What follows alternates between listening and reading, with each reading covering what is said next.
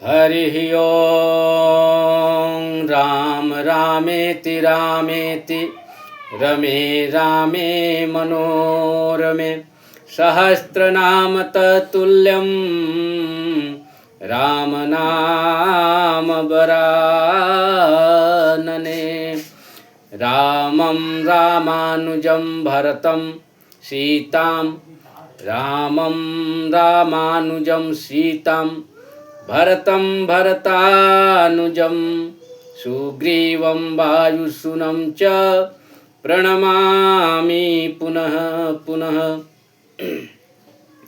गंगातरंगरमणीयजटाकलापं गौरी निरंतर विभूषित वाम भागं नारायण प्रियमनंगमदापहारं वाराणसीपुरपतिं भज विश्वनाथं। सच्चिदानन्दरूपाय विश्वोत्पत्त्यादिहेतवे तापत्रय विनाशाय श्रीकृष्णाय वयं नुमः। प्रेम से बोली श्री सीतारामचंद्र भगवान की जय, राधा कृष्ण चंद्र भगवान की जय, श्री गणेश जी महाराज की जय, गुरुदेव महाराज की जय, अनंत बलवंत हनुमंत महाराज की जय। सब देवतन की जय, सब संतन की जय, सब भक्तन की जय। सभी पूजनीय आचार्यों, संत वृंदों एवं विप्रों के चरणों में बारंबार साष्टांग दंडवत प्रणाम करते हुए, सिया राम मैं सब जग जानी, अकरऊं प्रणाम जोरि जुग पानी। देव दनुज नर नाग खग प्रेत पितर गंधर्व, अबंदऊ किन्नर रजनिचर, कृपा करहूँ अब सर्व। सियावर रामचंद्र भगवान की जय। कथा प्रसंग चल रहा था, पुष्प वाटिका प्रसंग। भगवान श्री राम जी अपने गुरु विश्वामित्र जी के लिए पुष्प लेने के लिए गए, पुष्प लेकर आए हैं। और जो भी घटना घटी, माता जानकी जी से जो उनकी मुलाकात हुई, वो सब गुरु जी को बता दिए। आहा, राम कहा सब कौशिक पाही, असहज स्वभाव छुअत छल नाही, सहज स्वभाव छुअत छल नाही। असुमान पाई गुरु पूजा कीन्ही, पुनि आशीष दो भाई निदीन्ही। पूजा करने के बाद मुनिवर दोनों भाइयों को, राम जी को और लक्ष्मण जी को आशीर्वाद देते हैं। असुफल मनोरथ होई तुम्हारे, राम लखन सुनी भयऊ सुखारे। गुरु जी के आशीर्वाद को पाकर राम जी और लक्ष्मण जी अत्यंत प्रसन्न हो जाते हैं। फिर भोजन करने के बाद, अब भोजन करी मुनि वर विज्ञानी, अलगे कहन कछु कथा पुरानी। दोपहर का समय है। भोजन करने के बाद गुरु जी दोनों भाइयों को कथा सुना रहे हैं और दिवस बीतने के बाद संध्या हो रहा है। अब विगत दिवस प्रभु, विगत दिवस मुनि आयस पाई, संध्या करन चले दो भाई। दिन के बीतने पर, दिन का अवसान होने पर संध्या का समय हो रहा है। दोनों भाई संध्या बंदन करने के लिए गुरु जी से आदेश लेकर संध्या बंदन के लिए उस गांव के, नगर के पूर्व दिशा की ओर जा रहे हैं। और गए तो देखे कि चंद्रमा प्रकट हो रहे, चंद्रमा की लालिमा प्रकट हो रही हैं। चंद्रमा को पूर्व दिशा में देखकर भगवान श्री राम अत्यंत प्रसन्न हो जाते हैं और लक्ष्मण जी से कहते हैं कि हे लक्ष्मण, देखो ये चंद्रमा अपूरब दिशि शशि ऊयम सुहावा, असिय मुख सरिस देखी सुख पावा। माता जानकी जी के मुख के तरह चमकता हुआ ये चंद्रमा, श्री मुख की तरह चंद्रमा के प्रकाश को देखकर भगवान श्री राम अत्यंत प्रसन्न हो जाते हैं।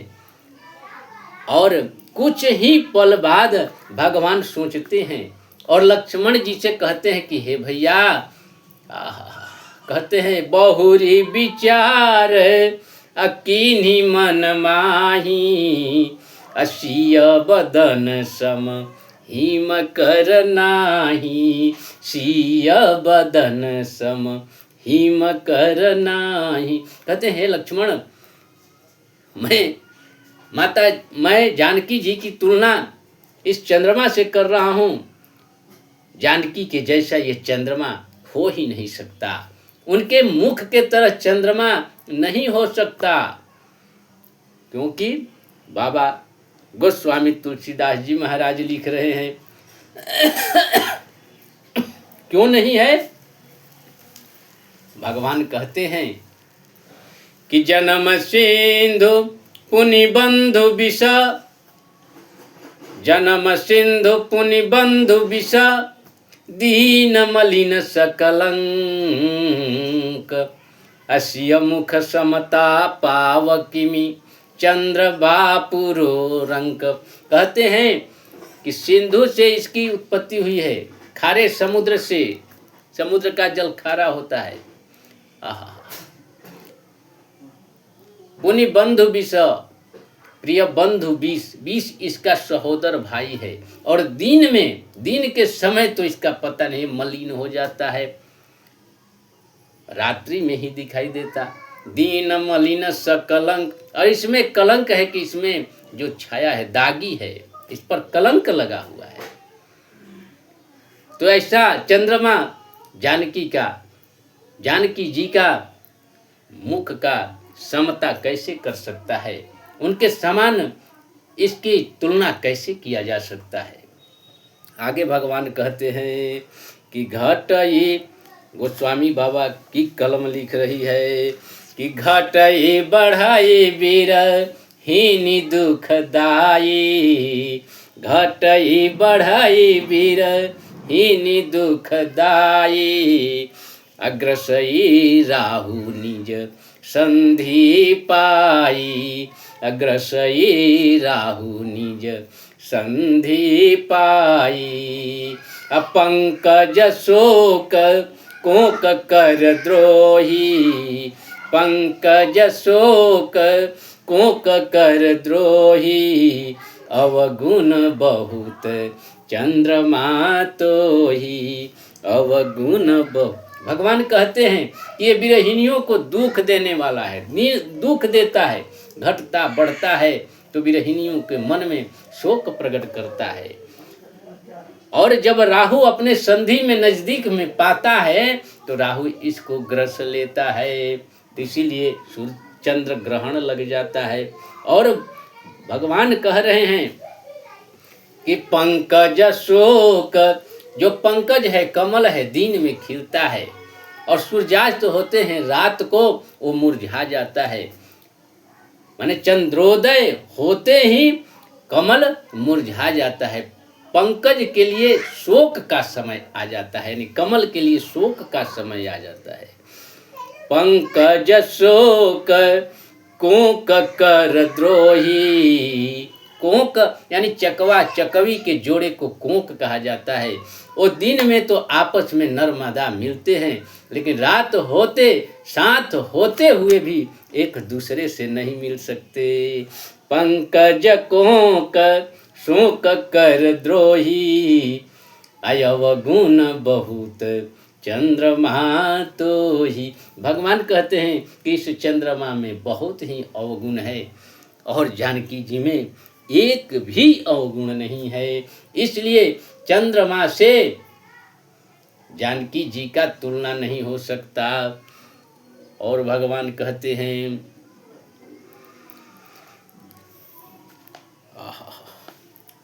पंकज कोंक शोक कर द्रोही, अवगुण बहुत चंद्रमा तोही। प्रभु कह रहे हैं कि वैदेही मुख पट तर दीन्हे, वैदेही मुख पट तर दीन्हे, अहोई बड़ दोष अनुचित कीन्हे। भगवान कह रहे हैं कि माँ जानकी जी के साथ तुलना करने में चंद्रमा का बहुत दोष होगा, क्योंकि चंद्रमा जानकी जी के जैसा हो ही नहीं सकता। असिय मुख छवि विधु ब्याज बखानी, सिय मुख छवि विधु ब्याज बखानी। गुरु पही चले निशा बड़ी जानी, गुरु पही चले निशा बड़ी जानी। बाबा लिखते हैं कि सिय मुख छवि विधु ब्याज बखानी, सीता जी के चेहरे का बदन का तुलना भगवान चंद्रमा के बहाने सीता जी के मुख की तुलना करते हैं, सीता जी की प्रशंसा करते हैं। और रात को देर हो जाती है, गुरु जी के पास जाते हैं, गुरु जी को प्रणाम करते हैं और भोजन करके विश्राम करते हैं। सुबह के समय रात बीतने पर सबसे पहले श्री राम जी जगते हैं। कहते हैं अभिगत निशा रघु नायक जागे, अब बंधु बिलो की कहन कछु लागे, अब बंधु बिलो की कहन कछु लागे, बंधु बिलो की कहन यस लागे। सुबह के समय में एकदम प्रातः काल ब्रह्म मुहूर्त में भगवान श्री राम जगते हैं और लक्ष्मण जी से कहते हैं कि हे भैया, उयऊ अरुण अवलोकहु ताता, उयऊ अरुण अवलोकहु ताता, पंकज सुख लोक सुख दाता, पंकज कोंक लोक सुख दाता। कहते हैं कि हे लक्ष्मण देखो, अब अरुणोदय हो रहा है, पंकज को कोंक के लिए, पंकज के लिए और सारे लोक के लिए प्रकाश देने वाला है, सुख देने वाला है। अरुणोदय की तरफ लक्ष्मण जी की ध्यान को आकृष्ट करते हैं भगवान। कहते हैं कि हे लक्ष्मण, अब अरुणोदय हो रहा है, जो उस पंकज के लिए जो शोक था वो चंद्रमा, उस पंकज के लिए सुख का समय आ रहा है। अब पंकज यानी कमल खिल जाएंगे, चकवा चकवी भी आपस में मिलेंगे और सारे संसार में प्रकाश फैल जाएगा। इस तरह से भगवान लक्ष्मण जी से कहते हैं। लक्ष्मण जी महाराज कहते हैं कि बोले लखन जोरी जुग पानी, प्रभु प्रभाव सूचक मृदुबानी। लक्ष्मण जी हाथ जोड़कर भगवान के प्रशंसा में कुछ कहते हैं, कोमल भाव से भगवान के प्रशंसा करते हैं। प्रभाव को सूचित करने वाली, भगवान के प्रभाव को सूचित करने वाली मधुर वाणी बोलते हैं और कहते हैं कि अरुणोदय सकुचे कुमुद, उड़गन ज्योति मलिन, अजिमि तुम्हारा आगमन सुनी, अभय नृपति बलहीन। कहते हैं कि अरुणोदय होने पर जो कुमुद है वो सकुचा गए, छुप गए, और जो उड़गन थे यानी तारागण वो सब छुप गए। जैसे आपके आगमन से ये जो राजा आए हुए हैं यहाँ, उन सब का प्रभाव समाप्त हो गया। आहा, सब तारे की तरह हो गए और आप चंद्रमा की तरह लग रहे हो। आहा, जिस प्रकार आपका आना सुनकर सब राजा बलहीन हो गए, प्रभावहीन हो गए। इस तरह से बातें करते हैं। फिर स्नान ध्यान करके दोनों भाई विश्राम करते हैं मुनि जी के साथ। उसी समय कुछ देर बाद जनक जी महाराज अपने पुरोहित श्री सतानंद जी को आदर पूर्वक बुलवाते हैं और कहते हैं कि हे महाराज, आप जाकर जनक जी को आने के लिए सूचना दे दीजिए। सतानंद तब जनक बुलाए, सतानंद तब जनक बुलाए, कौशिक मुनि पही तुरत पठाए, कौशिक मुनि पही तुरत पठाए। कहते हैं कि जनक जी महाराज आदर पूर्वक श्री सतानंद जी को बुलाते हैं और कौशिक मुनि के पास भेजते हैं। जनक विनय तिन्ह आई सुनाई, हर से बोली लिए दो भाई। जनक जी की जी विनती थी, जो आदेश था, जो संदेशा था, जो आग्रह था, वो आकर सतानंद जी महाराज विश्वामित्र जी को सुनाए हैं। विश्वामित्र जी महाराज अत्यंत हर्षित होकर राम जी और लक्ष्मण जी को बुलाते हैं और कहते हैं, सतानंद पद बंदी प्रभो, बोले बैठे गुरु पही जाई, चलहु तात मुनि कहूँ तब, पठवा जनक बोलाए। विश्वामित्र जी महाराज राम जी और लक्ष्मण जी को बुलाते हैं। दोनों भाई सतानंद जी को दंडवत प्रणाम करते हैं और तब मुनिवर विश्वामित्र जी कहते हैं कि हे राम, हे लक्ष्मण, अब तैयारी करो, धनुष यज्ञ देखने के लिए जाना है, क्योंकि राजा जनक का बुलावा आ गया है। आहा, भगवान जाने के लिए अत्यंत उत्सुक हैं। लक्ष्मण जी महाराज भी धनुष यज्ञ देखने के लिए अत्यंत उत्सुक हैं। दोनों भाई और मुनि वृंद लोग, जो विश्वामित्र जी के साथ मुनियों का समूह था, वो सब लोग चल पड़ते हैं।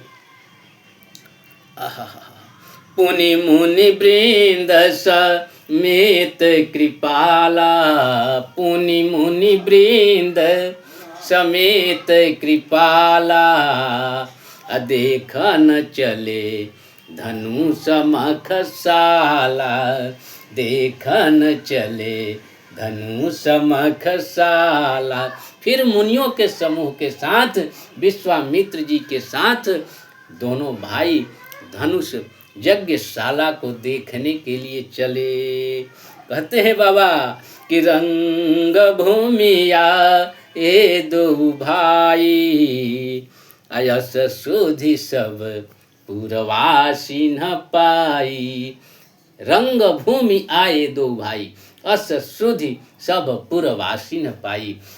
जब नगर वासियों को पता चलता है कि राम जी और लक्ष्मण जी रंग भूमि में आ रहे हैं, तो ऐसा पता चलते ही चले सकल गृह काज विसारी, बाल जवान जरठ नर नारी। अपने घर के जरूरी काम को भी छोड़कर सब लोग दौड़ पड़े रंगभूमि की तरह।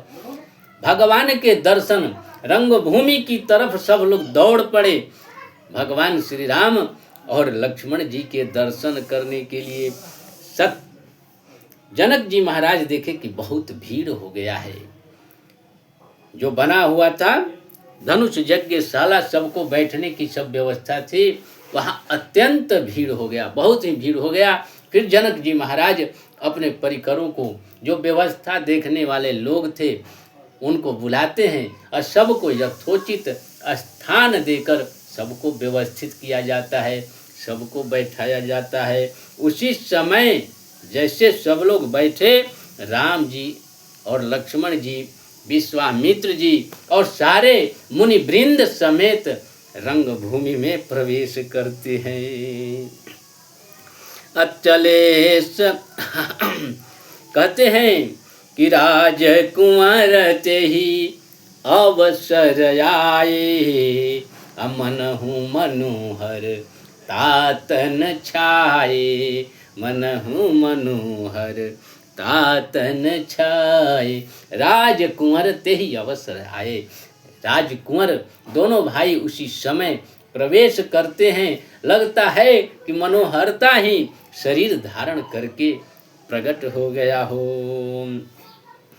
गुण सागर ना गर नर दो, गुण सागर ना गर बर बीरा, सुंदर श्यामल गौर शरीरा। बाबा लिखते हैं कि वे गुण के सागर हैं, सुंदर सांवले और गोरे उनका शरीर है।